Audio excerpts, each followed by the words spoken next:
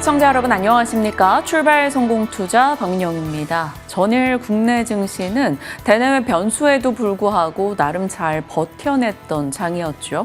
물론 조선 섹터의 차익 실현에 대해서 고민이 조금 깊어지긴 했습니다만 그 외 섹터에서 빠른 반등을 주기도 했습니다. 어제 뉴욕장 마감 이후 나왔던 애플과 알파벳 관련한 호재성 뉴스, 그것이 고스란히 뉴욕장에 반영이 됐는데요.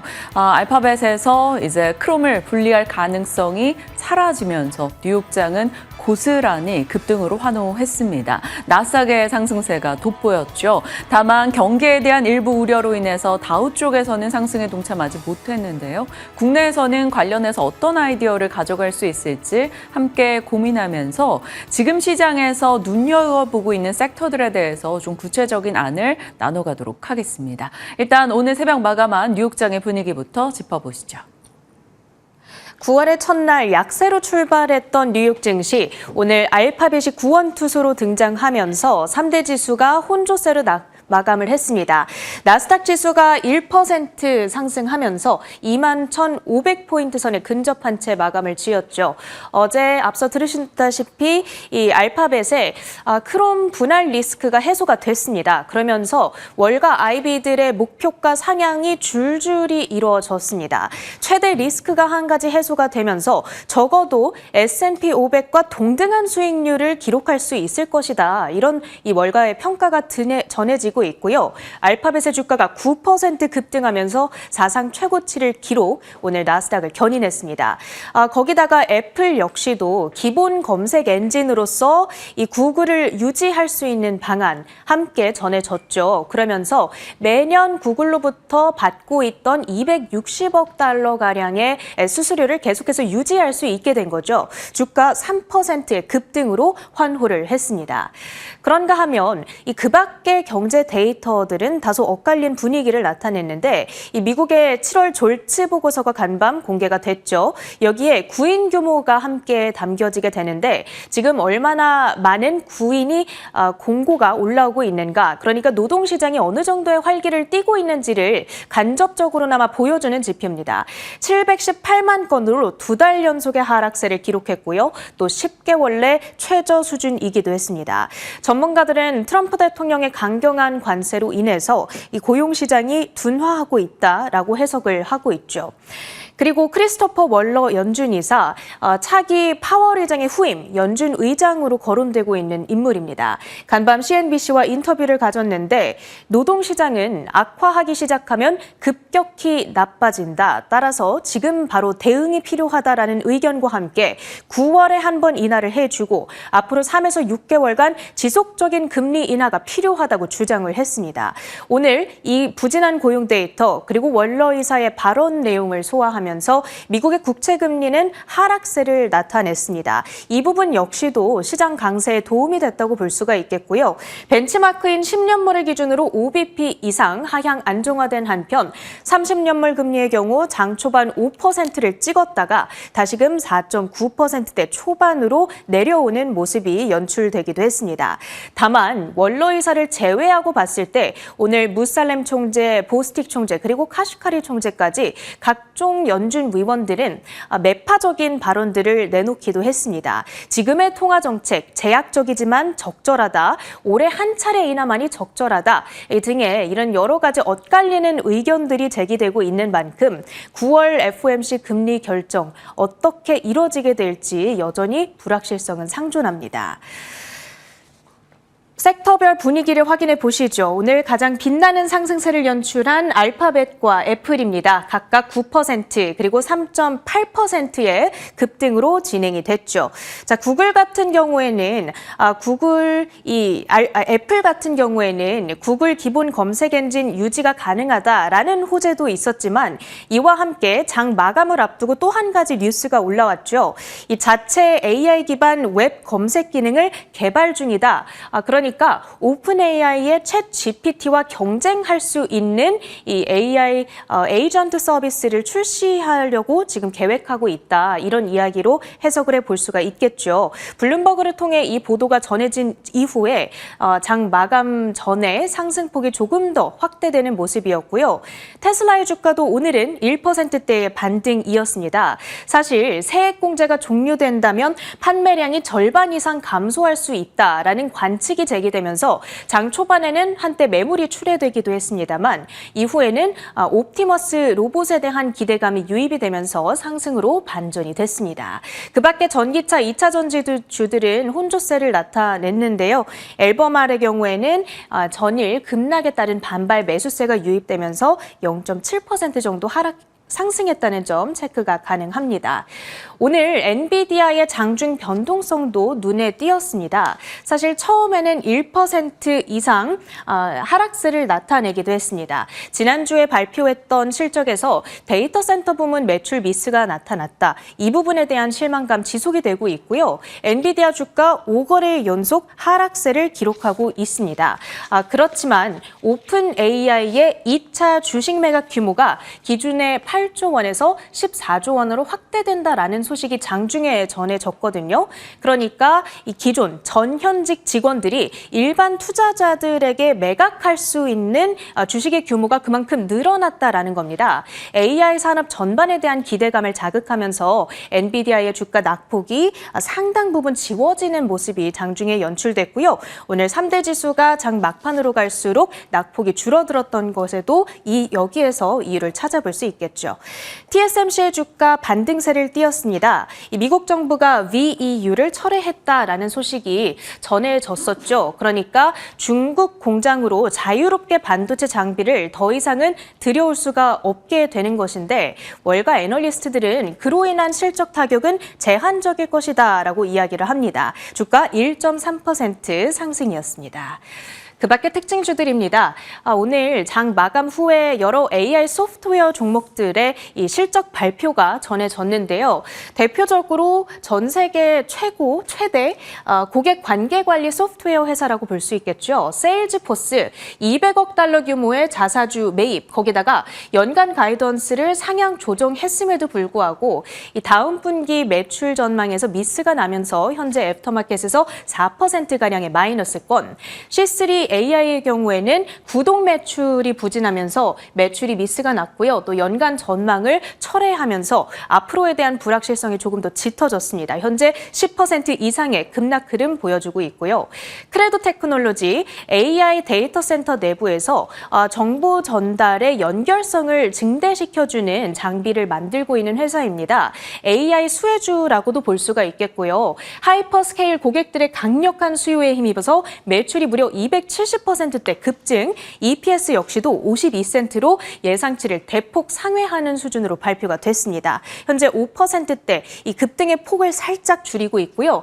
뉴스케일 파워, 테네시강 유역 개발청의 신규 원전 건설 프로젝트를 발표했습니다. 미국 사상 최대 규모인 6기가와트의 SMR 발전소를 건설한다는 소식 속에 8%대의 급등을 했고요. 또 많은 분들께서 주목하셨던 IPO 종목이죠. IPO 치른 지 이제 한 달이 좀 넘어가고 있는데 실적 괜찮았거든요. 그런데 문제는 임원 그리고 대주주들의 락업 해제가 9월 4일로 예정이 되어 있습니다. 조만간 대규모 매도세가 출회될 수 있다는 경계감 작용하면서 현재 주가 14%대 급락 중에 있습니다. 미국장 랩업 마무리하고요. 오늘 국내 증시 투자 포인트 살펴보시죠.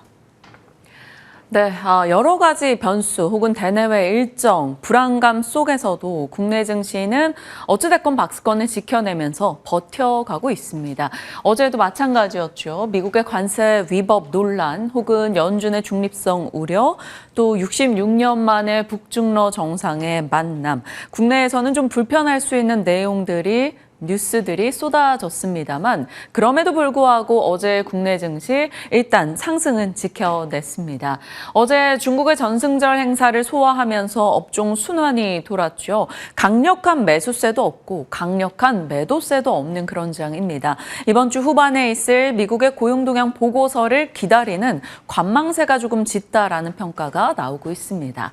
자, 반면에 코스닥 쪽에서는 바이오 종목들 대규모 기술 수출이 있을 것이다라는 기대감 혹은 FDA 승인이 있을 것이라는 기대감 등이 종목 곳곳에 상승불을 켜줬습니다. 메쉬나 비만 당뇨 치료제 중심의 시장의 관심이 여전히 집중되고 있다는 것을 확인할 수 있죠.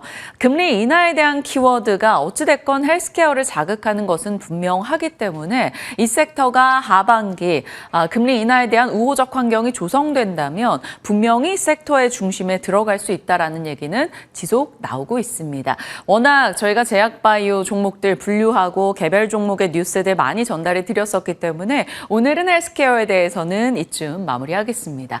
자, 조선 쪽에서는 일부의 차익 실현이 있었는데요. 그 차익 실현의 계기가 되는 내용이 어제 나왔죠. HD현대중공업 부분 파업 이슈가 있었고요. 하나오션의 작업장 사고 발생 뉴스까지 더해졌습니다. 그래서 한화오션, HD현대중공업, HD현대미포 또 중간지주 한국조선해양까지 하락하는 모습이 있었으나 전방위적인 폭락이나 혹은 급락의 분위기는 아니었다. 일정 부분 리스크로 인한 차익 실현의 움직임 아직까지는 그 정도로 파악이 되고 있습니다. 조선의 시계는 언제나 변동을 딛고 또다시 올라가는 흐름을 최근 1년여 사이에 보여줬기 때문에 추가적인 시세가 어떻게 될지 고민해 보시죠. 오늘 저희 전략단에서 같이 그 부분에 대한 이야기도 나눠 갈 겁니다. 자, 어제 그러면 어느 쪽이 좋았는가라고 살펴본다면 다행히 이 소식 빼놓지 않고 전해서 그나마 뿌듯합니다. 어제 미국에서 7개 주 SMR 구축 6기가와트 규모 엄청난 대규모 6기가와트였기 때문에 원전 르네상스의 이정표가 될 수 있다. 이런 얘기 전달해 드렸었는데 두산 에너빌리티 일단 이 소식에 반응을 하면서 3%의 상승을 나타냈습니다. 뉴스케일 파워가 이 거래를 연속해서 7%, 8% 이렇게 급등세를 기록했기 때문에 추가적인 관심을 받아갈 수 있을지 한번 보시죠. 자, 전력 쪽도 어제 LS 일렉트릭의 미국의 AI 데이터 센터 배전 솔루션 수주 관련한 소식으로 인해서 6% 상승이 있었습니다. 다른 변압기인 HD현대일렉트릭, 혹은 현수중공업 등의 변압기주 같이 따라갔고요. 자, MLCC, 삼성전기 하방이 확보된 종목에 투자하시죠라는 하나증권의 보고서를 어제 소개시켜 드렸었는데 MLCC 쪽 어제 강세였습니다. AI 서버나 자율주행 이런 쪽에 MLCC의 탑재량은 늘어날 수밖에 없다라는 것에 어제 모처럼 좀 반응을 보여줬고요. 삼성전기뿐만이 아니라 사마콘덴서, 아모텍 등의 종목들 같이 올라갔습니다. 그리고 쉬긴 쉬는데 계속해서 급등을 한 번씩 주고 있는 섹터가 바로 폴더블 쪽인 것 같아요. 정말 오랫동안 소외됐었기 때문에 쉬다가 다시 올랐다가 또 쉬다가 올랐다가를 반복하고 있죠. 살아있는 섹터라는 겁니다. 폴더블 쪽에서 이 파이넴텍 주가 16% 상승이었죠. 삼성의 폴더블 폰에 대한 평가가 좋다라는 점, 그리고 애플의 폴더블 폰 생산량에 대한 전망치, 과밍치 등을 통해서 올라가고 있다라는 점에서 어제 폴더블폰 관련 종목들의 시세가 좋았거든요. 잠시 후 세세하게 브리핑 따로 떼어 전달드리겠습니다. 카지노와 호텔 쪽도 분위기는 나쁘지 않았어요. 중국의 국경절 연휴, 최대 명절이 이제 곧 다가오고 있기 때문에 이에 대한 기대감이 있고요. 어제 때마침 파라다이스의 이제 8월 드로백이 역대 2위였다. 이런 내용도 같이 시장에 전달되기도 했습니다. 어제 시장이 버틸 수 있었던 종목군들 내용을 같이 들여다봤습니다. 자, 그리고 뉴욕장으로 곧장 넘어갑니다. 5년 만에 판결 소식에 뉴욕 증시가 환호했죠. 앞서 체린 앵커도 전달해 주셨다시피요. 2020년 10월이었습니다. 구글의 반독점 소송이 시작됐던 것이요. 그것이 바로 어제 크롬 매각에 의무가 없다라는 법원 판결로 5년여 만에 이제 알파벳을 누르고 있던 내용이 사라진 거죠. 구글 회사 분할 우려가 해소됐습니다. 그래서 그동안 제미나이 성능이 좋았다라는 평이 있었음에도 불구하고 천장이 조금 막혀있는 듯했던 알파벳의 주가였는데요. JP모건에서는 비중 확대 의견을 냈고요. 월가 8곳 이상에서 목표가를 올려 잡았습니다. 이에 환호하며 알파벳 주가는 폭등으로 나스닥을 이끄는 모습이 있었고요. 월가 곳곳에서는 알파벳도 알파벳인데 애플이 더 수혜를 볼 것 같다 이런 얘기를 꺼냈습니다. 왜냐하면 애플의 기본 검색 엔진에 이 구글 제품들을 구글 서비스들을 탑재하는 것에 대한 대가로 수수료를 받아왔었기 때문이죠. 애플 입장에서는 따박따박 들어오는 안정적인 수익원이 유지되는 것이라서 그에 대한 긍정적인 반응이 나왔습니다. 웨드부시에서도 구글과 단절될 가능성이 해소됐기 때문에 긍정이다. 거기다가 이제 시리에 AI 기능을 탑재한다라는 얘기까지 전달이 되면서 애플의 주가가 밤사이 3.8% 오르며 끝이 났습니다. 자, 이것이 가지고 있는 것은 비단 알파벳과 애플만의 문제는 아닐 거고요. 빅테크 전반은 독점 관련한 규제 이슈가 언제나 한편의 이제 압박으로 다가왔었는데 그 부분이 위험을 극복할 수도 있겠구나라는 가능성을 줬기 때문에 빅테크 전반에는 하나의 긍정적인 이정표가 될 수 있을 것 같습니다. 자, 이 소식 외에 본다면 졸츠 보고서가 이슈가 됐었죠. 구인 감소 그리고 실업자는 증가하는 흐름이 나타났습니다. 일각에서는 이걸 두고 고용의 냉각이다라고 평가하지만 해고율 자체는 낮다. 오히려 구인 시장에 뛰어든 이들이 많기 때문에 이런 현상이 벌어졌다라는 얘기도 있습니다. 그래서 어찌됐건 이 고용의 냉각으로 보는 시각으로 봤을 때는 9월에 금리 인하 가능성이 올라가게 되죠. CME 패드워치 기준 9월 금리 인하 가능성은 올라갔고요. 동결 가능성은 좀 떨어졌습니다. 그래서 불편하게 상승했던 미국의 10년물 국채금리 혹은 30년물 국채금리들이 밤사이 일단 이 고용에 대한 냉각 이슈에 반응을 하면서 모두 다 하락하며 끝이 났습니다. 그러니까 빅테크 진영에는 금리 하락 혹은 이러한 규제에 대한 우려를 덜어낸 점 나름 긍정적이었고요. 그래서 나스닥은 1% 올라설 수 있었습니다. 자, 뉴욕장에 대한 요약이었죠. 이제 궁금한 건 다가오는 9월 FOMC일 겁니다. 의견들이 분분하네요. 뱅크 오브 아메리카에서는 9월 금리 인하 하게 된다면 그것은 실수가 될 것이다. 지금의 데이터는 금리 인하를 정당화하기 어렵다. 조금은 더 신중하게 지켜보자라는 목소리가 나온 거죠. 미니애폴리스 연은 총재인 닐 카시카리도 물가가 뜨겁고 고용은 식어서 참 대응하기 까다롭다. 조금 보수적인 뉘앙스를 풍기고 있습니다. 중간자적인 목소리로는 라파엘 보스텍 총재인데요. 고용 붕괴가 아닌 완만한 냉각이다. 그래서 막 지나치게 지금 당장 금리 인하를 해야 돼 이런 느낌은 아니다라는 것이죠. 올해 금리를 한 번 인하하는 정도면 되겠는데 그게 언제인지에 대한 언급은 없었습니다. 이번 주 후반에 있을 고용 보고서를 보고 나서 결정을 할 것 같은 뉘앙스였죠. 반면에 트럼프와 밀접한 연준 이사죠. 크리스토퍼 월러 이사는 다음 회의에서 금리 인하해야 돼 라며 인하에 대한 강경한 목소리를 내기도 했습니다. 자, 9월 FOMC 과연 어떻게 진행이 될까 상당히 궁금해집니다. 지금으로서는 가능성 측면에선 거의 25bp 이하에 베팅되고 있는 상황인 거죠. 자, 미국 속의 로봇 이야기 좀 해보고자 합니다. 트럼프를 비롯해서 미국은 계속해서 미국을 다시 위대하게라는 것을 외치고 있죠. 제조업 업그레이드가 그것을 위해선 반드시 필요할 겁니다. 과거에 세계화 시대 여러 임금이 좀 저렴한 국가들 멕시코 혹은 인도, 중국 등으로 미국은 제조업 공장을 이전한 바가 있었습니다. 그래서 미국 내에 있는 제조업 진영이 모두 다 노후화되어 있었죠. 그런데 탈세계화 시대로 접어들면서 모든 공장들을 동맹국 혹은 미국 내로 옮겨야 하는 가운데 리쇼어링 현상이 나타나고 있습니다. 그러면 새롭게 들어오는 공장들은 짓게 되는 건물들은 거의 다 자동화될 것이고 그 스마트 팩토리에 다가가게 될 거죠.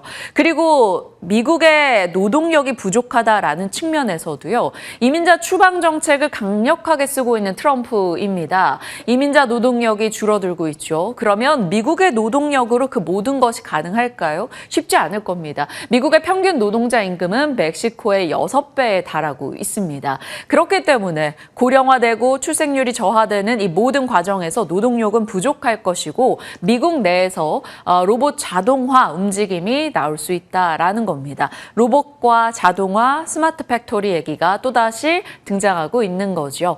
자, 세일즈포스 CEO가 이렇게 얘기를 했네요. 4,000개 정도 일자리를 줄인 상황이다. 그리고 줄어든 일자리의 절반 가까이 AI가 그 업무를 보고 있다라고요. AI, 로봇 등이 우리의 삶을 대체해 나가고 있는 것을 보여주는 단면이 아닐까 싶습니다. 세일즈포스의 CEO가 테슬라 공장을 방문했고요. 휴머노이드 로봇과 이런 사진을 올리면서 글을 기재했습니다. 여기에 영감을 받았고 생산성에 게임 체인저가 있다라고요. 이것이 바로 테슬라 공장 방문해서 이런 글을 올려 테슬라의 주가 상승을 1%대 상승으로 마무리 짓게 한 요소입니다. 물론 세일즈포스는 시간 외에서 이 회사 자체의 악재성 뉴스, 실적에 대한 기대치가 낮아지면서 급락하고 있습니다. 이게 남의 회사 방문해서 저런 SNS 글 쓸 때가 아닌 것 같다. 문득 이런 생각이 들었는데 일단 시간 외에서는 5% 정도 하락입니다. 자, 세일즈포스의 하락보다는 일단 세일즈포스의 CEO가 말했던 로봇의 생산성 게임 체인저라는 점을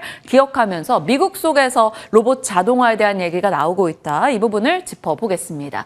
자, 한국도 마찬가지죠. 제조업의 강국 중에 하나인 대한민국입니다. 변화에 직면하게 되는 걸까요? 아니면 일정 부분의 진통을 겪고 더 나은 형태로 발전하게 되는 걸까요? 우선은 노란봉투법 통과 이후에 노조쟁의가 늘어나고 있는 것은 명확합니다. 현대차, 현대제철, HD현대중공업, 한국 GM, 네이버, SK 에코플랜트 등등에서 지금 노조쟁의 소식이 들려오고 있죠. 자동차, 철강, 물류, 조선 등에 대한 파업 우려감이 지속되고 있습니다.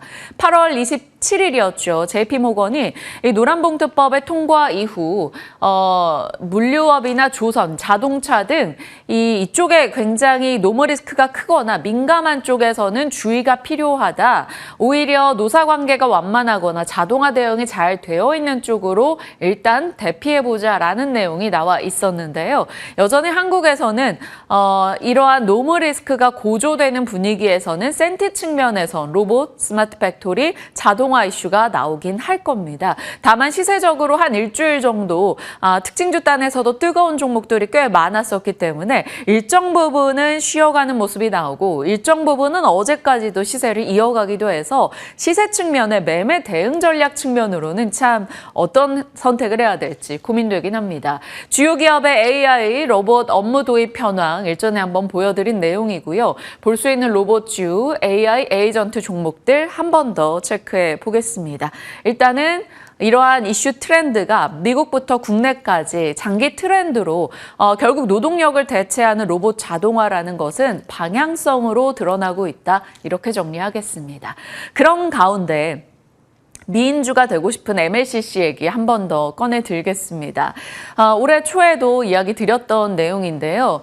올해 AI 디바이스 침투율이 빠르게 늘어날 것으로 보인다. 왜냐하면 AI가 등장하고 나서 그것이 탑재되는 기기가 늘어나고 있다라는 것이죠. 실제로 그렇게 느렸던 애플마저도 AI를 탑재하는 움직임이 나오고 있기 때문입니다. 자, AI 폰에 MLCC 탑재량은 기존 폰보다 15% 증가합니다. AI PC는 20%, AI 서버에서는 범용 대비 많게는 10배까지 MLCC 탑재량이 늘어나죠. 자율주행 전기차도 MLCC는 기존 내연차 대비 3배 이상 많습니다. 결국에는 스마트 기기, AI 서버, 자율주행차, 로봇 등등으로는 MLCC 탑재가 늘어날 수밖에 없다라는 거죠. MLCC, 적층 세라믹 콘덴서입니다. 전력의 댐 역할을 한다라고 보면 되는데 적정하게 전력을 모았다가 필요할 때 내보내주는 역할을 하는 거죠. 그러니까 어지간한 전류 통제가 필요한 것에는 MLCC가 들어갑니다. 세계적으로 무라타, 삼성 전기 등이 MLCC를 생산하고 있고요. 조금 더 강한 분야는 각각 다르긴 합니다. 지금으로서 관전 포인트는 AI 시장이 얼마나 빠르게 성장하느냐, 그리고 엔화, 이것은 무라타와의 경쟁 구도일 때 체크하는 내용인 거고요. 금리 통신 고성능화, 신규 기기 등이 될 텐데 신규 기기 측면에서 지금 로봇, 자율주행 등등에서 AI 기기 많이 등장하고 있기 때문에 지금 MLCC에 대해서 스토리는 나름 탄탄합니다. 그래서 MLCC 관련 종목들 4월경에 이렇게 한번 보여드렸었죠. 삼성전기, 사마콘덴서, 아모텍이 생산하고 있고 필름을 제조한다던가 혹은 절단 장비를 낸다던가 핵심 소재를 만드는 곳들 같이 넣어봤습니다. 자, 이런 가운데 삼성전기에 대한 얘기 4월에 기억하십니까? 삼성전기가 세계 1위 전기차 비아디에 MLCC를 납품한다라는 보도가 나오면서 우리의 만남은 우연이 아니다 이렇게 전달을 드렸었는데 그때 그 시점이 여기였어요. 그래서 전기차 같은 경우는 차량당 필요한 MLCC가 급증하고 있기 때문에 그리고 전기차 자율주행 같은 경우는 고온 고압이어서 엄격한 품질 테스트가 필요하기 때문에 이렇게 들어갈 수 있는 업체들 자체가 그리 많지 않다라는 점에서 짚어봤었죠. 삼성전기 4월 이후 상승률 꽤나 좋은 편입니다. 작년에는 19% 내려왔었고요. 올해는 힘 받으면서 40% 정도 올라갑니다. 워낙 이슈 대비 못 가는 무거운 종목이라는 종목의 특성을 가지고 있긴 합니다만 그래도 야금야금 모아가니 어느덧 적금 형태로 40%의 상승률을 기록하고 있네요. 추가적인 관심을 더 둬도 될지 궁금해지는 시점입니다. 오늘 나오는 출연자분들과 잠시 후에 전략 챙겨봐 주시죠. 자, 시장의 흐름은 어떻게 돌아갈지 분위기 파악, 들려온 뉴스 정리하면서 보시죠. 일단은 뉴욕의 기술주는 상승했습니다. 다우는 내렸지만요. 그 근거는 구글과 애플의 급등이었다. 그리고 테슬라도 한 몫을 했다. 이렇게 볼 수 있겠습니다. 반도체 진영의 여러 목소리가 나오고 있는데요. 구글은 참 신기합니다. 엔비디아 GPU를 엄청나게 사들이는 고객사임에도 불구하고 반 엔비디아, 반 GPU 진영에 있는 NPU의 선봉장이기도 한데요. 이 NPU 시장에 대한 관심도가 또 언론 보도를 통해서 솔솔 흘러나오고 있습니다. 추론형 칩 NPU 관련한 국내 종목들은 아래에 이렇게 정리를 해드렸는데 보시다시피 그렇게 사이즈들이 큰 종목들이 아니어서 트레이딩 관점 이상으로 관심받기에는 개별 뉴스로는 좀 부족해 보입니다. 이런 트렌드에 대한 얘기가 나오고 있다만 파악해 주시고요. 또 단독 뉴스라 주의는 필요합니다만 삼성전자가 HBM4 샘플 마지막 물량 생산에 돌입해 있다. 이거 생산해서 또 품질 테스트 보내야 되고 그 관련한 답변 등을 들어야 하는 상황이어서 시간이 당연히 필요한 내용인데 일단 이런 뉴스가 있다라는 것을 정리합니다.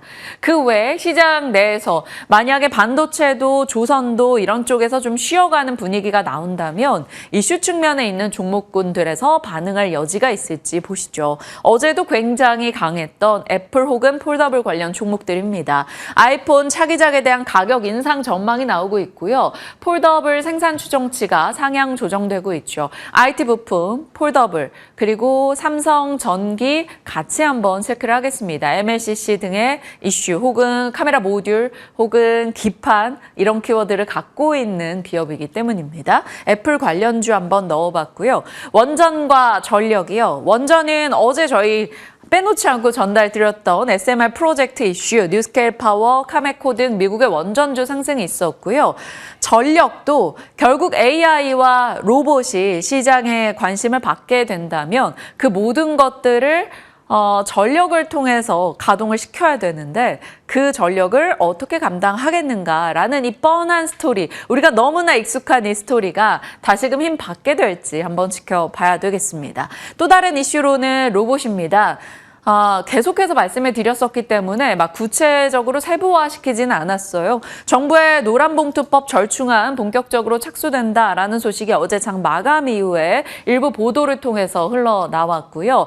이것이 만약에 어느 정도의 절충안으로 조금 톤 다운될 경우는 로봇의 센티는 약화될 수 있겠죠. 다만 로봇이 갖고 있는 장기 방향성에 대해서는 어차피 정해져 있는데 그 방향성에서 한국 기업들의 역할에 대한 고민은 분명히 필요해 보입니다.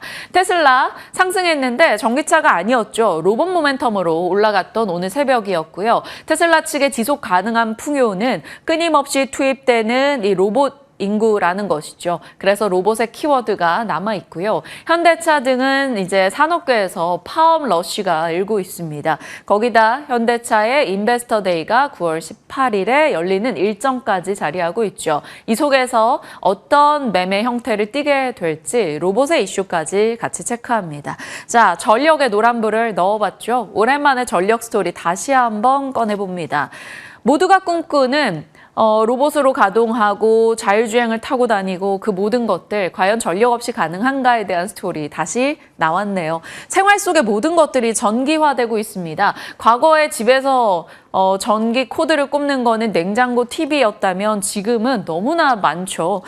이 생활의 전기화, 그리고 패권 다툼, 미국과 중국뿐 아니라 러시아 등등의 패권 다툼 속에서 첨단 산업의 경쟁은 치열해졌고요. 그 경쟁의 근간엔 안정적인 전력 조달이라는 게 필요합니다. 전력 인프라 혹은 에너지원의 패권 다툼이 되겠죠. 신재생에너지도 저장부터 송배전까지 전력 인프라가 뒤따라줘야 되고요. 그런 가운데 한국의 전력 업체들은 꾸준하게 수출로 증명하고 있습니다. 시장의 스토리는 점점 강화됐었죠. 처음에는 전력 인프라가 노후화되어 있다라는 것에서 시작했습니다. 미국의 변압기가 수명이 다해가는 시기이니 이제 교체가 필요해라는 것에서 시작을 했었고요. 미국은 이 노후화된 인프라로 인해서 연간 전력 피해가 엄청 났습니다. 정전 피해 등이요. 그리고 이상기후, 탄소 중립 속에서 결국에는 노후화된 전력 인프라를 교체해야 됐고 이후에 붙었던 모멘텀이 바로 AI였었죠. 데이터 센터가 전력을 엄청나게 잡아먹었기 때문에 탄탄한 최첨단 전력 인프라가 필요하다라는 논리였습니다. 이런 가운데 그동안의 전력 변압기 기업들이 2년여 동안 강세를 기록했다가 올해 들어서는 일정 부분 피크아웃 논란에 시달리며 조금씩 쉬는 모습을 여러 차례 보여줬었죠. 시장의 관심이 다른 쪽으로 조선이나 방산이나 이렇게 흘러가는 모습들도 있었기 때문입니다. 다만 쉬었을 뿐이지 엄청나게 급변동하며 모든 추세를 반납했던 적은 거의 없었던 HD 현대일렉트릭, 효성중공업 등의 대장주가 되겠습니다. 자, 골드만삭스에서 유럽의 전력 수급이 불안하다라는 의견을 냈는데요. 송배전망 유럽은 50여 년 가까이 돼서 세계에서 가장 오래된 수준이다. 그런데 AI에 대한 투자가 일고 있고 에어컨 보급률조차도 유럽에서 점점 늘어나서 전력 수요 증가율이 속도를 내고 있다라는 거죠. 그래서 내년부터 송배전망 투자가 가속화될 것이고 이것은 최근 10년 대비 송배전망 투자 금액 70% 정도 늘어나는 수치라는 겁니다. 유럽으로의 수출도 같이 북미와 유럽은 이 변압기 쪽에는 당연히 큰 시장이죠. 효성중공업, HD 현대일렉트릭 등이 여기에서 힘을 내고 있다라는 소식들도 종종 접할 수가 있습니다. 한 번 더 전력을 체크해 보시죠. 이번 주 일정 오늘 목요일이죠. 뚜렷하게 큰 일정이 없습니다. 이런 날 오히려 조금 마음 편한 것 같아요. 내일 있을 8월 고용동향 보고서 미국 거 이거 굉장히 중요합니다. 금리 인하에 대한 키워드를 어떻게 갖게 되는가 지켜봐야 되겠죠. 세계 최대 가전 전시회 중 하나 IFA 2025도 시작이 되고요. 세계 폐화마켓 등의 일정들 같이 고민해 주시죠. 자, 시장 흐름에 대한 내용 짚어봤고요. 섹터 뉴스 들어갑니다. 오늘 폴더블 쪽 다시 한번 짚어주신다고요?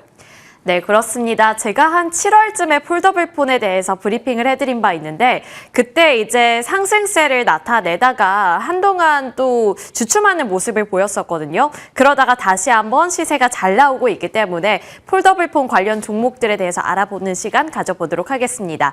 이번에 빌 게이츠가 방한을 했는데 유퀴즈를 보셨는지 모르겠습니다. 여기서 빌 게이츠는 삼성의 폴더블폰을 쓰고 있다고 말을 했는데 그만큼 지금 이 스마트폰 시장에서 폴더블폰이 중심에 있다는 것을 다시 한번 체감해 볼 수 있었는데요. 우리 주식시장에서도 마찬가지였습니다. 관련 종목들의 주가 흐름이 굉장히 탄력적으로 움직여줬고요. 파이nem텍이 16%대로 강세를 기록하고 KH바텍도 7%대, 덕산네오룩스, LG디스플레이, UTI, LG이노텍, 삼성전기, BH까지 모두 다 빨간불을 켜냈습니다. 도인시스가 좀 아쉽기는 한데요. 장 초반에 반짝 떴다가 탄력이 둔화되는 있는 흐름이었기 때문에 일단 이러한 부분들은 잘 보셔야 될 것 같고 파이nem텍의 주가가 도드라지고 있다는 점도 살펴보셔야겠습니다. 지난번에 이렇게 폴더블폰 관련 종목들이 상승을 했을 때도 파이nem텍이 가장 잘 갔는데 이번에도 그러한 흐름이 전개가 됐다는 점도 하나의 특징이 되겠죠. 폴더블폰 밸류체인 정리해봤습니다. 저번에도 정리를 해드렸는데 OLED 패널 관련해서는 덕산 네오룩스, LG 디스플레이가 있고요.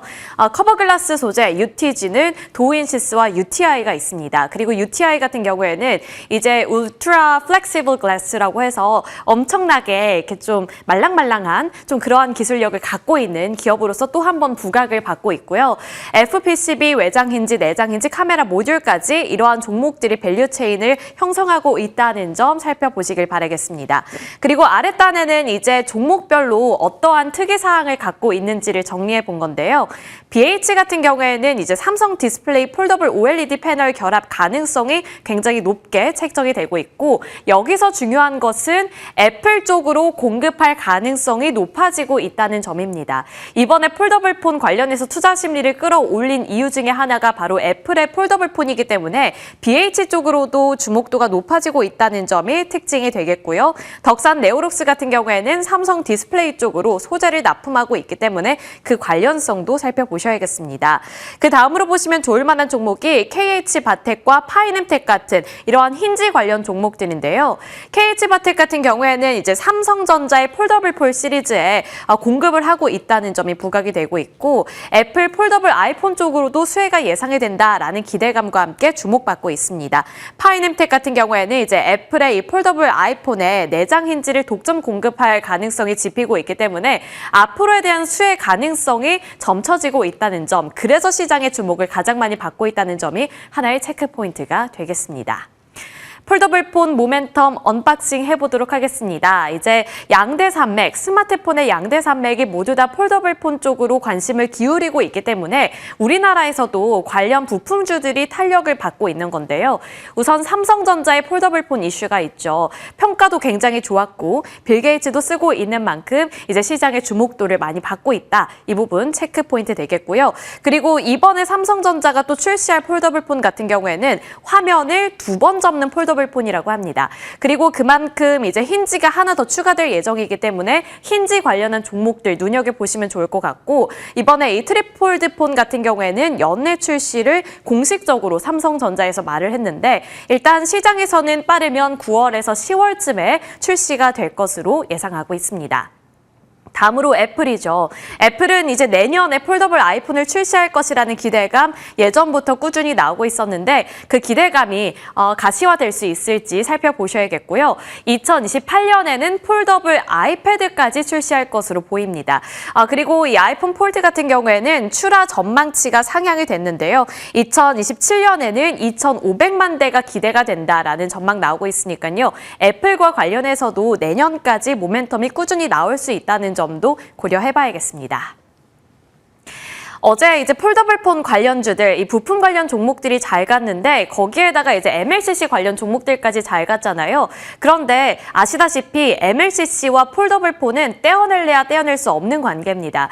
MLCC는 이제 그 정의를 조금 간략하게만 살펴보자면 전류를 저장한 이후에 필요할 때 내보내서 잡음을 걸러주는 그러한 부품이라고 살펴보면 되겠는데요. 스마트폰 한 대당 수백 개에서 1000개 이상이 필요하고 뭐 자동차에는 아무래도 더 많은 양이 필요하게 되겠죠.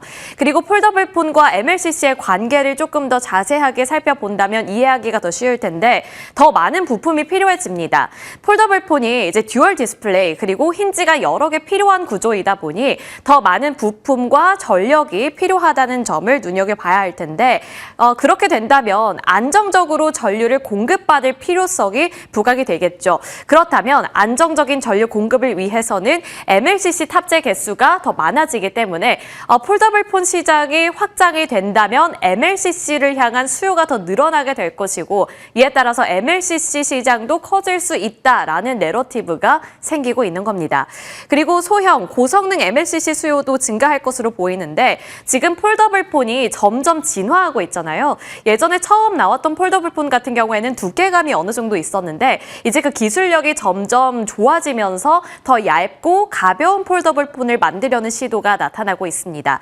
그리고 그것을 실현하기 위해서는 MLCC, 특히나 이 초소형 고용량 MLCC가 필요한데 이것을 다룰 수 있는 종목이 삼성전기라는 점. 그래서 MLCC 관련주로는 삼성전기가 또 시장에서 주목을 받고 있다는 점도 고려해 주시길 바라겠습니다.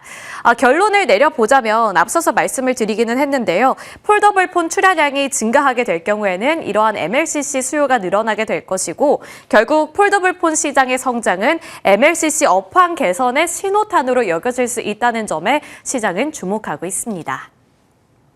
이렇게 MLCC와 폴더블폰 관련해서 그 연관성을 살펴봤는데요. 이제 종목 돋보기 해보도록 하겠습니다. 우선 제가 오늘 주제를 이렇게 폴더블폰 관련주로 잡았다 보니 그 안에서 주목을 받고 있는 3가지 종목을 추려봤는데요. 일단 파이nem텍부터 살펴보시죠.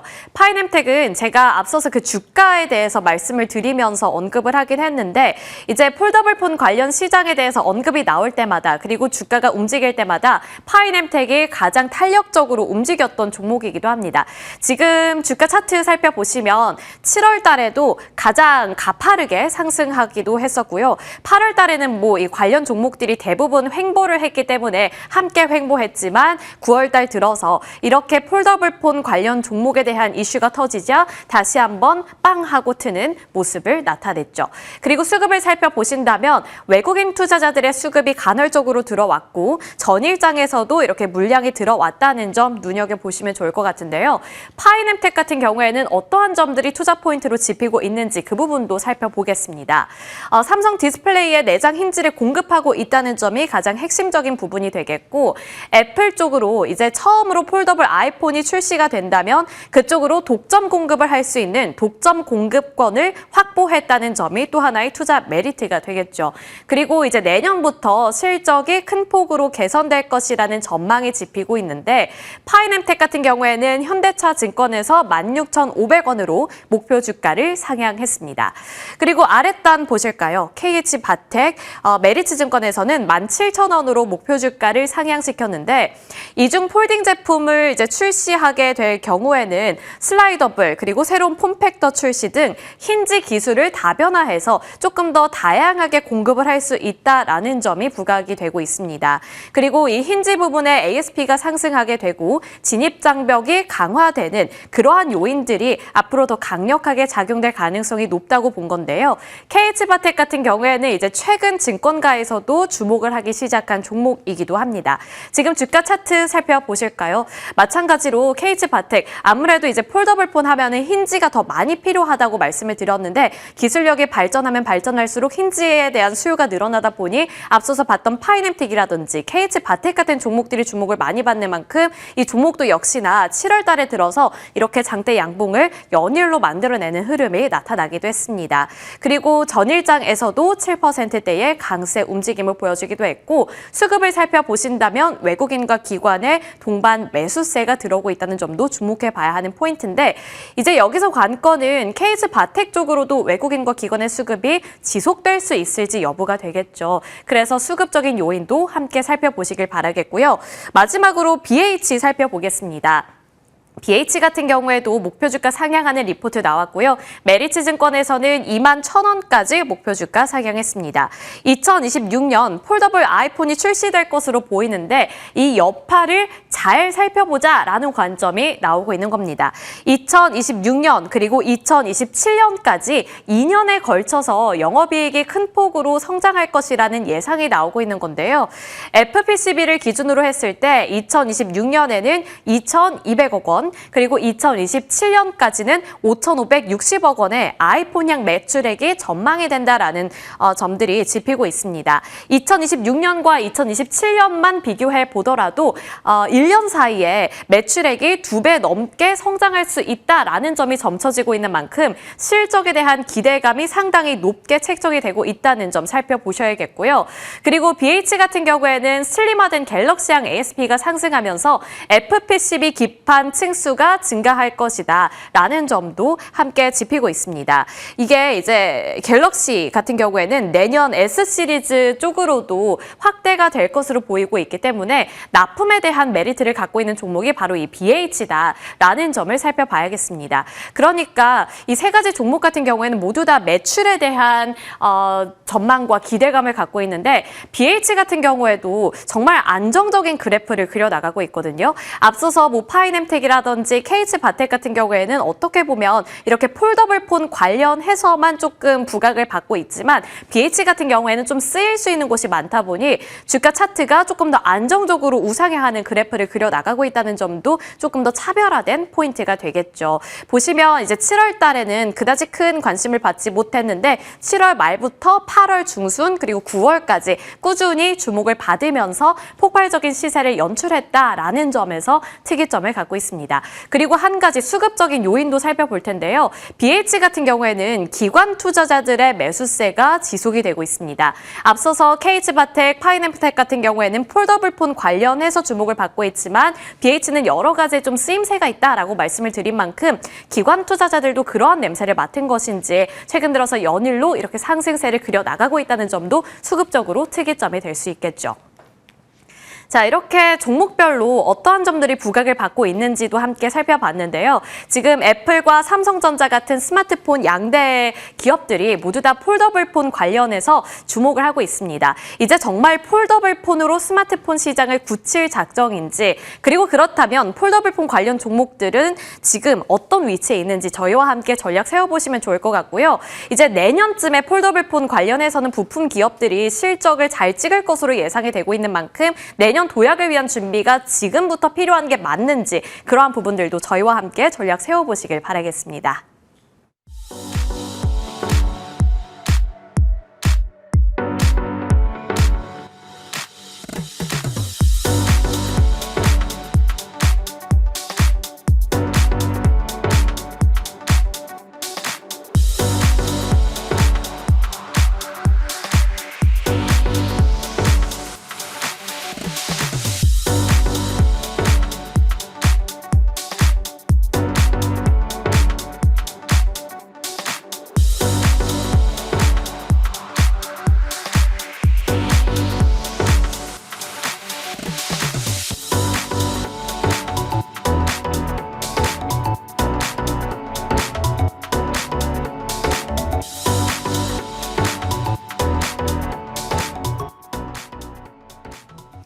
브리핑 들어봤고요. 오늘 하루 동안 시장에 대한 고민들 저와 함께 나눠보도록 하겠습니다. 뉴욕 증시는 사실상 알파벳과 애플이 다 했다라고 해도 과언이 아닌데요. 어제 우리 시장에 일부 반영된 재료이기 때문에 우리 시장에 대한 아이디어는 조금 더 세분화된 측면으로 가져가야 될지가 고민이 될 것 같습니다. 이정호 해운솔루션 팀장과 이야기 자세하게 나눠보시죠. 어서 오세요. 네, 안녕하세요. 네. 요즘 시장은 하루 조마조마했다가 하루는 또 안도하고 이렇게 반복되는 움직임들이 이어지는 것 같습니다. 일단은 그 전날에는 국채금리가 크게 튀어서 금융불안을 다시 좀 야기할 수 있는 재료가 나오나 싶었는데요. 다행히도 기술주의 급등 움직임이 시장을 안도했습니다. 시장 평가부터 좀 간략하게 나눠보도록 할게요. 다우가 흔들리기는 했지만 네. 그리고 고용지표도 아직 명확하게 안 나왔지만 네. 기술주가 끌어올렸습니다. 이 재료는 시장을 완전히 안도시킬 수 있는 재료로 볼 수 있는 건가요? 아직까지는 아니다라고 생각이 드는 부분이 제일 중요한 거는 엔비디아 실적 발표 나오고 그다음에 중국의 반도체 관련해가지고 자체 제작을 한다는 얘기가 나올 때 그때부터 이제 미국 증시가 조금 안 좋아졌다라고 생각이 들고 있어요. 약간의 불안감이나 이런 부분이 더욱더 있었던 부분이 어떻게 보면 구글과 애플로 인해서 어느 정도 그런 분위기는 돌리지 않았나라고 생각이 들고 있고 미국 증시를 봤을 때는 어떻게 보면 상승 탄력이나 이런 부분이 어떻게 보면 지금 과거에보다는 가속화나 이런 부분이 어떻게 없다라고 생각하는 부분이 있다라고 생각이 들고 있기 때문에 조금 더 국내 증시에서는 약간 보수적으로 했으면 좋겠다라고 생각이 들고 있고 국내 증시를 봤을 때는 저번 주부터 계속적으로 조선주 관련해가지고 얘기밖에 없었다라고 생각이 들고 있어요.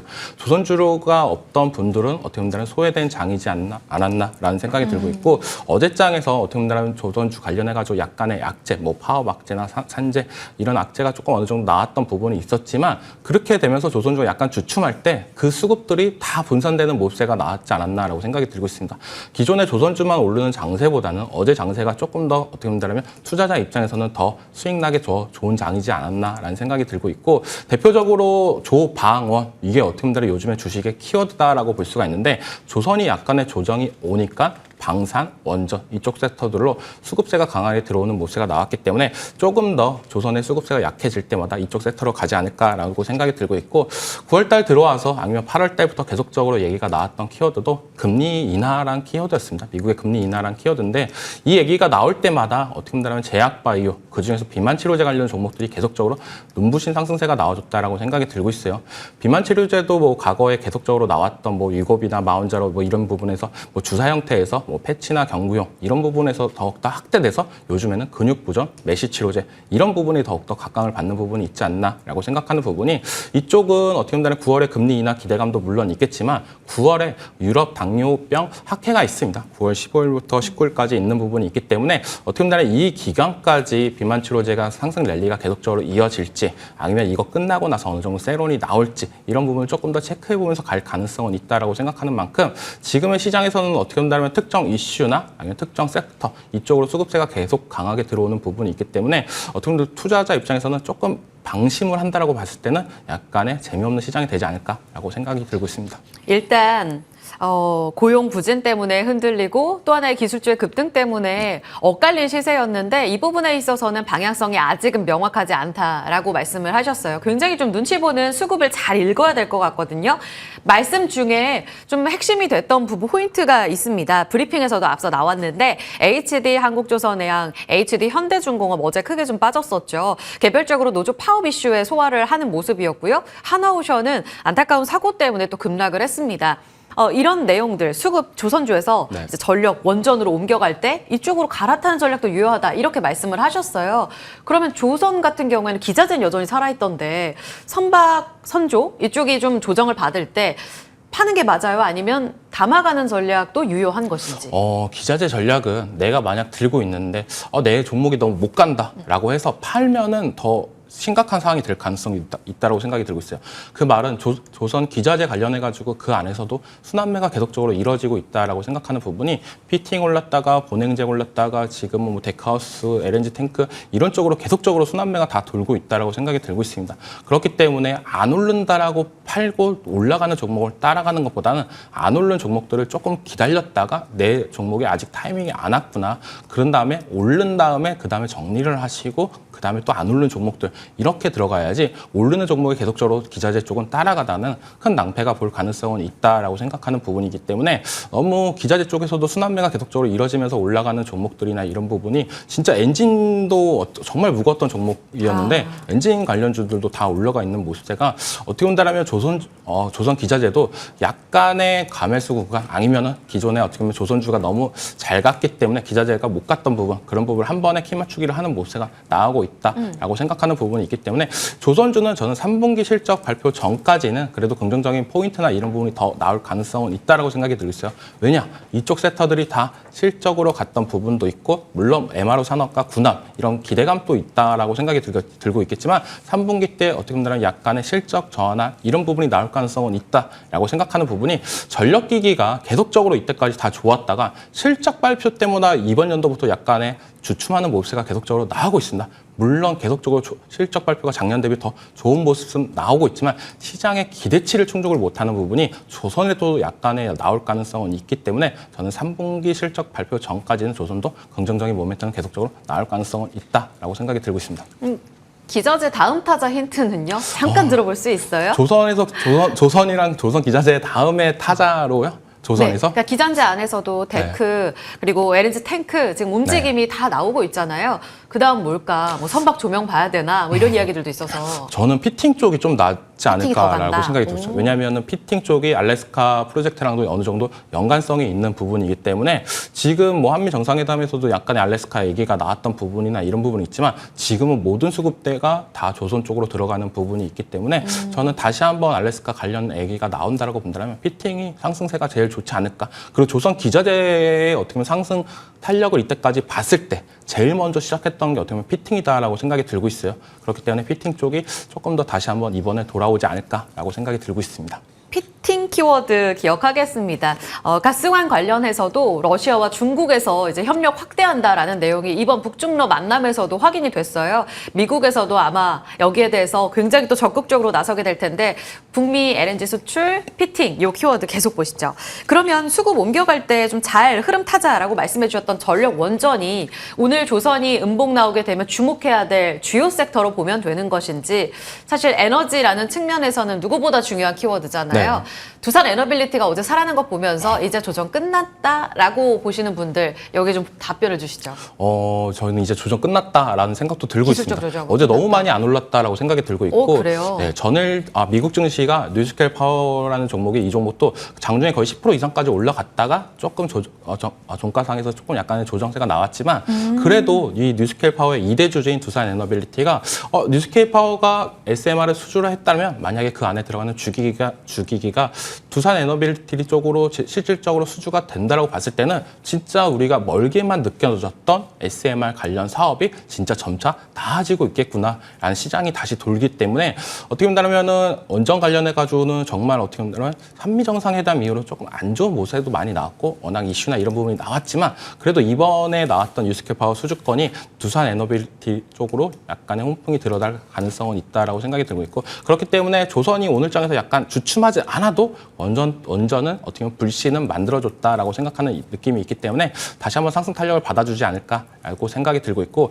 원전 관련주 중에는 이제는 조금 더 집중적으로 봐야 될 필요도 있다라고 생각이 들고 있어요. 왜냐하면 원전 그리고 뭐 SMR, 뭐 대형 원전 뭐 이렇게 나눠서 많이 봤던 부분도 있다라고 생각이 들고 있는데 저는 이제는 핵융합도 어떻게 보면 요즘에 약간 나오는 키워드라고 생각이 들고 있습니다. 이 원전하는 기업들과 어떻게 보면 핵융합 요즘에 얘기가 나오고 있는 그 테마랑도 약간의 연결성이 있는 부분이 있기 때문에 저는 이쪽에도 연관성이 있는 종목들을 조금 더 봐도 괜찮지 않을까라고 생각이 들고 있고요. 지금 그러면 같이 볼 종목을 여쭤볼까요? 그러니까 전력 변압기 3인방도 어제 같이 살아나서 네. 사실 이쪽도 여쭤보고 싶었거든요. 그럼 정리를 좀 하고 가죠. 원전 측면에서는 이제 두산 에너빌리티는 조정 끝났다. 원래는 BHI 이쪽으로 굉장히 좀 밀어주셨었잖아요. 네, 맞아요. 힘이 살아있었던 BHI에서 지금 다시 대장주인 두산 에너빌리티로 수급 쏠리게 되면 갈아타는 전략도 유효한 건지 요거 마무리 짚고 갈까요? 저는 갈아타도 될 것 같아요. 왜냐하면 BHI를 계속적으로 얘기를 했던 부분이 실적에 대한 부분이나 이런 부분이 제일 컸다라고 말씀을 해드리고 싶어요. 근데 뉴스케일 파워가 이번에 수주를 받았다는 거는 두산 에너빌리티 쪽으로 이제 수주 모멘텀이 나올 가능성이 나올 높다라고 생각이 들고 있기 때문에 BHI랑 또 뉴스케일 파워랑은 약간 연관성은 그렇게 없습니다. BHI는 또 다른 해상 SMR 관련해가지고 집중적으로 하는 부분이 있고 그렇기 때문에 이 뉴스케일 파워 관련 밸류체인이나 이런 부분이 다시 한번 시장에서 불어준다고 봤을 때는 두산 에너빌리티 쪽으로 지금은 갈아타는 게 좋다. 왜냐? 두산 에너빌리티는 지금 조정세가 조금 약간 크게 나왔다고 본다면 BHI는 신고가 갱신이나 이런 부분이 다 나왔기 때문에 여기서 이제는 수익을 어느 정도 챙기고 두산 에너빌리티로 지금은 가도 괜찮지 않을까라고 생각이 들고 있습니다. 네, 변압기 다음으로 좀 간략하게 짚고 갈게요. LS 일렉트릭이 어제 장대 양봉을 기록했습니다. 네. 두산 에너빌리티는 막판에 좀 수급 빼앗겼습니다라는 이야기를 잠깐 하셨는데 끝까지 양봉을 좀 지켜내는 모습이었고요. 효성중공업이랑 HD 현대일렉트릭은 사실상 8월부터 해서 거의 횡보장세로 제자리를 지켜주고 있거든요. 이 힘에 대해서 다시 폭발적으로 신고가를 돌파할 거야라고 믿고 계신 분들이 굉장히 많습니다. 네. AI 내러티브는 계속 세고 물론 하드웨어 쪽이 좀 쉬고는 있지만 이쪽의 회복력은 어떻게 점검하세요? 전력기기는 기존에는 어떻게 보면 다 좋았다고 생각이 들고 있어요. 뭐 대표적으로 전력기기 3대장, 뭐 산일전기, 일진전기 다 좋았다라고 생각이 들고 있는데 요즘 수급세를 집중적으로 보자라고 보면 효성중공업과 기존 3대장이 제일 강한 모습세가 나오고 있다라고 이쪽으로만. 이쪽으로만 나오고 있다라고 생각이 들고 있습니다. 그 이유를 조금 더 생각을 해본다라고 보면은 제일 중요한 키워드가 관세였다라고 생각이 들고 있어요. 물론 전력기기 관련해가지고 AI 키워드가 계속적으로 따라왔던 부분도 있지만 관세가 한 차례 얘기가 나와주면서 이 전력기기 관련 섹터들이 약간의 불안감은 있지 않았나라는 생각이었는데 이 전력기기 3대장 효성중공업, HD 현대일렉트릭, LS 일렉트릭 이 종목의 공통점은 뭐냐? 미국의 공장을 갖고 있는 부분이 제일 크다라고 볼 수 있습니다. 그렇기 때문에 관세 얘기가 나올 때마다 어느 정도 이쪽은 우리는 그래도 회피할 수 있어. 약간 이런 자신감이나 이런 부분이 나와줬다라고 생각이 들고 있고, 물론 뭐 산일전기 리포트나 이런 부분을 면밀히 봤을 때도 뭐 전력기기 관련해 가지고는 미국의 관세나 이런 부분에서 이상은 없다라는 얘기가 나오고 있겠지만, 그래도 어떻게 보면 시장의 참여자분들께서는 어떻게 보면 미국의 공장이 있냐 없냐가 이게 되게 어떻게 보면 투자할 때 되게 망설이는 포인트지 않나라고 생각이 들고 있기 때문에 지금은 이 세 종목만 집중적으로 보시는 게 좋다라고 생각이 들고 있고, 원래는 전력기기 관련해 가지고는 엔비디아 실적이 제일 중요하다라고 생각이 들고 있어요. 엔비디아 실적 발표하고 나서 어떻게 보면 다시 한번 살아날 것 같다는 느낌도 들었지만, 중국의 AI 자체 제작 이슈로 어떻게 보면 AI가 조금 약간의 시장에서 불안감을 조금 만들어주면서 전력기기가 재미없는 흐름이 나왔지만, 그래도 이번에 저는 느꼈던 부분이 뭐냐, 엔비디아에서도 계속적으로 전력 그리고 에너지 관련해가지고 정말 진심이구나. 핵융합 에너지 관련해가지고 집중적인 투자나 이런 모세가 나오고 있는 만큼 이 전력기기 섹터도 저는 아직까지도 긍정적인 포인트는 있다. 물론 지금은 이 3대장만 바라봐야 된다라고 생각이 들고 있습니다. 그래요. 그런데 계속 반복적으로 들리고 있는 이 키워드 핵융합에 네. 주목을 하고 계시구나라는 걸 알 수가 있는데, 사실 상용화까지는 굉장히 시간이 많이 남았잖아요. 그런데 전력도 엔비디아 실적 이후에 조금 조용하고, 원전도 그 다음 수주를 좀 기다리는 이런 대기 모드라면, 결국은 이제 금리 인하도 가까워지면 그 다음 이제 뉴페이스 테마를 찾게 될 텐데, 핵융합이 그 안에서 정말 떠오르는 주도 테마가 될 수 있다고 보시는 것인지, 재료를 좀 점검해 볼까요, 먼저?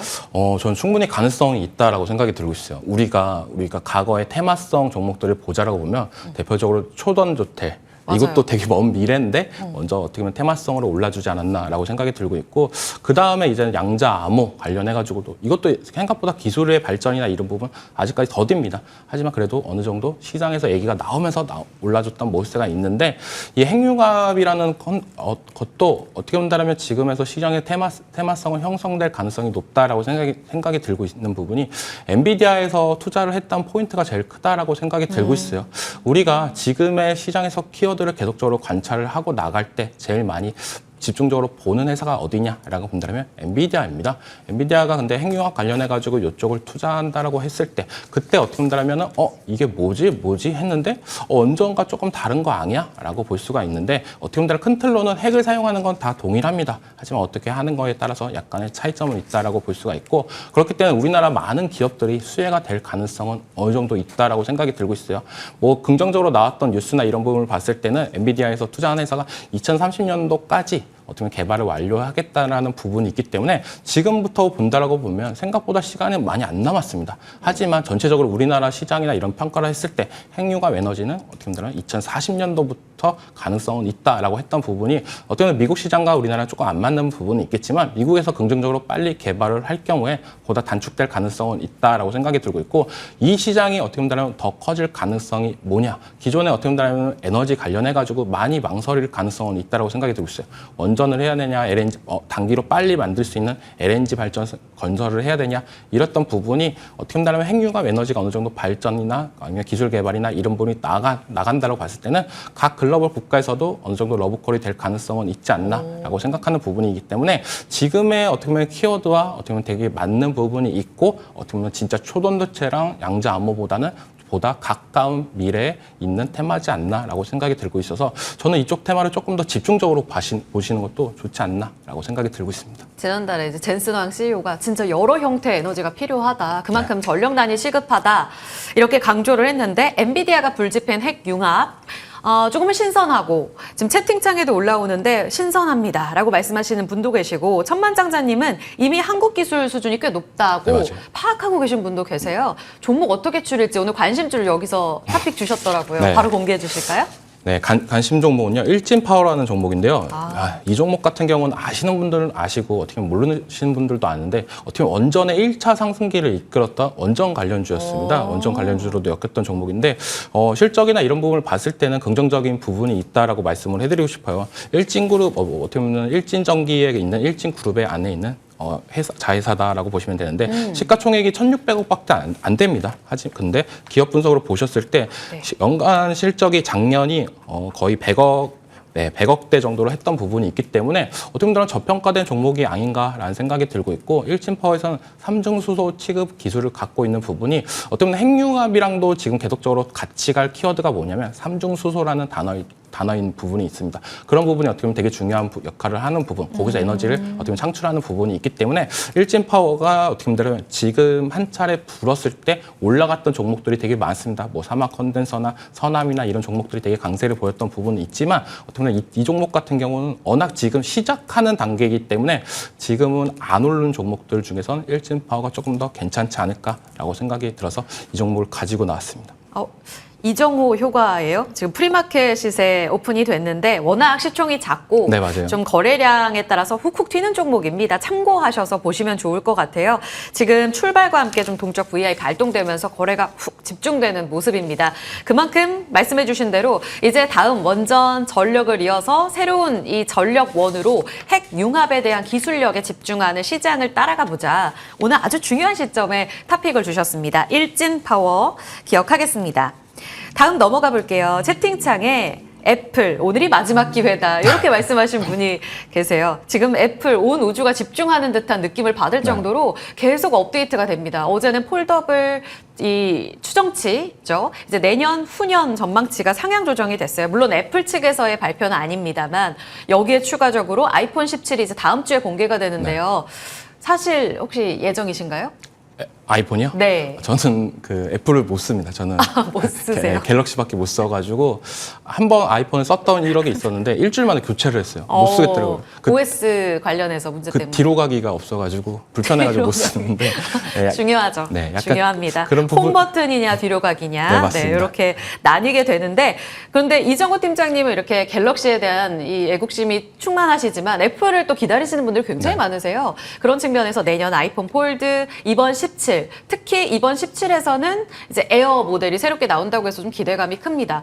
애플이 이번에 연중 고점을 이제 $250 돌파하느냐 여기에 관심이 좀 집중이 되고 있습니다. 가장 중요하게 봐야 될 건 신제품 여기에서 가격 인상입니까? 아니면 폴더블 관련해서의 모멘텀에 주목하고 계십니까? 폴더블 관련해가지고 모멘텀을 집중했으면 좋겠다라고 오. 생각이 들고 있어요. 어떻게 본다면은 삼성전자가 계속적으로 폴더블 시장을 확대하려고 노력은 했지만 지금은 어떻게 보면 전체적인 스마트폰 시장으로 봤을 때는 되게 낮은 시장이다라고 보시면 됩니다. 그리고 폴더블 폰을 사용하셨던 분들은 다들 알다시피 이게 펼쳤을 때 그렇게 막 소프트웨어나 이런 부분이 호환이 많이 안 되는 부분도 되게 많다라고 생각이 들고 있고 그리고 영상이나 이런 부분밖에 봤던 부분이 없습니다. 하지만 애플에서 만약에 폴더블이 들어갔을 경우에 파급력이나 이런 부분을 간단하게 말씀해드리면 웹 생태계가 조금 더 바뀔 가능성은 있다라고 생각이 들고 있어요.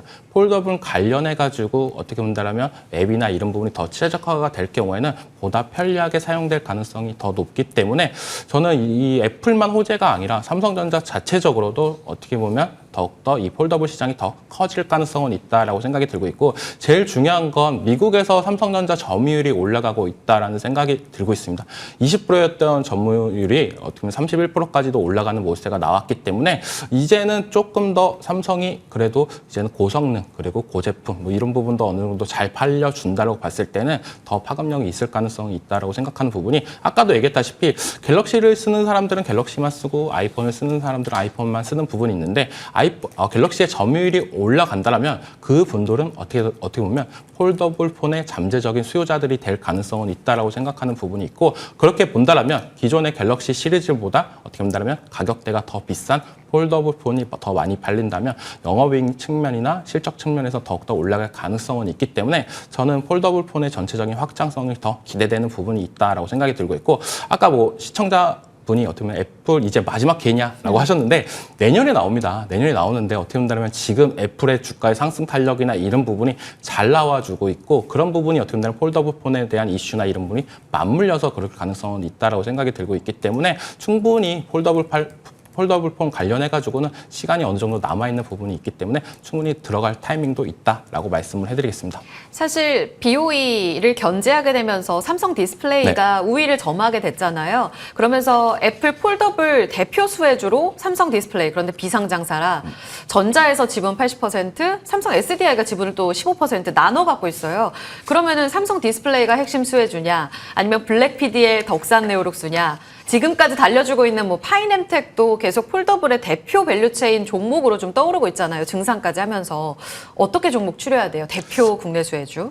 저는 덕산 네오록스를 조금 더 높게 평가한다라고 생각이 왜요? 들고 있고, 이게 뭐 폴더블 폰만 떠나서 어떻게 보면 OLED 시장이나 이런 부분이 제일 좋게 나올 가능성은 있다라고 생각이 들고 있어요. 중국의 제재나 이런 부분이 OLED 쪽으로 반사이기나 이런 부분이 나와준다고 봤을 때는 덕산 네오록스로 조금 더 올라갈 가능성은 있다라고 생각이 들고 있고, 덕산 네오록스가 어떻게 보면은 이 OLED만 있는 게 아니라 폴더블과도 어느 정도 연관성이 있습니다. 우리가 폴더블 폰을 써보신 분들은 이 어떻게 보면 액정에 대한 내구성이나 주름이나 이런 부분이 되게 민감하게 작용하는 부분이 있는데, 그런 부분에 있어서 덕산 네오록스가 기술력을 갖고 있는 부분이 있기 때문에 애플에서 만약에 이 폴더블 폰이 더욱더 확층이나 이런 부분이 올라가도 어떻게 보면 삼성 디스플레이를 채택하는 부분이 일정 비율을 쓰는 부분이 있기 때문에 덕산 네오록스가 수혜가 예상되는 부분이 있다라고 생각이 들고 있고, 힌지 관련해 가지고는 어떻게 보면 이 폴더블 폰에 관련된 키워드밖에 없지 않나라는 생각이 들고 있어요. 덕산 네오록스는 폴더블 그리고 OLED 이렇게 같이 겹치는 부분이 있기 때문에 보다 강력하게 될 가능성은 있다라고 생각이 들고 있습니다.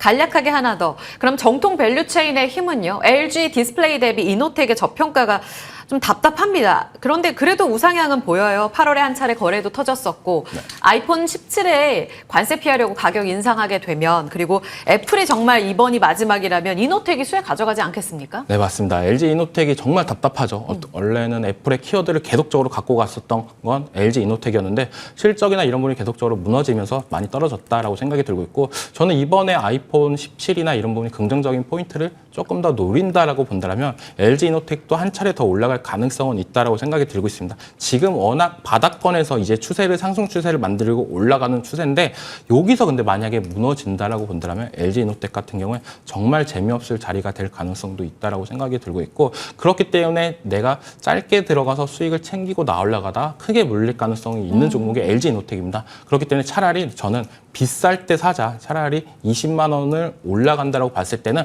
보다 실적 개선이나 이런 부분이 확실하게 나오는 시그널이 될 가능성은 있다라고 생각이 들고 있기 때문에, 물론 저도 LG 이노텍을 되게 높게 평가하는 부분이나 이런 부분이 있지만 주가나 이런 부분이 지금은 너무 재미없게 흘러가는 부분이 있기 때문에 차라리 비쌀 때 사는 전략으로 가시는 것도 저는 괜찮지 않을까라고 생각이 들고 있습니다. 오, 지금이 마지막 기회, 애플과 동일한 관점 주셨습니다. 마지막 질문 가보겠습니다. 자동차 쪽도 조용히 꽤 시장 대비 강합니다. 현대차가 어느덧 20만 원 지지하고 22만 원까지.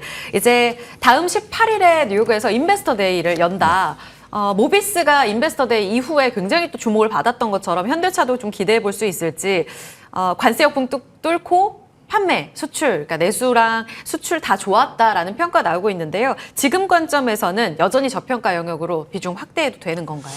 요즘에 자동차 쪽에 눈길이 좀 간다라고 저는 생각이 들고 있어요. 왜냐하면 정말 안 좋다 하는데 수출 데이터나 이런 부분이 너무 긍정적으로 나왔던 부분이 키포인트이지 않나라고 생각이 들고 있고, 그렇다라고 본다면 이 지금이 최악인 상황으로 우리는 알고 있지만 데이터로 봤을 때는 좋다라고 본다면, 지금 시장의 분위기나 이런 관세에 대한 분위기가 바뀌어준다고 봤을 때는 실적이 더 폭발적으로 올라갈 가능성은 있다라고 생각이 들고 있어요.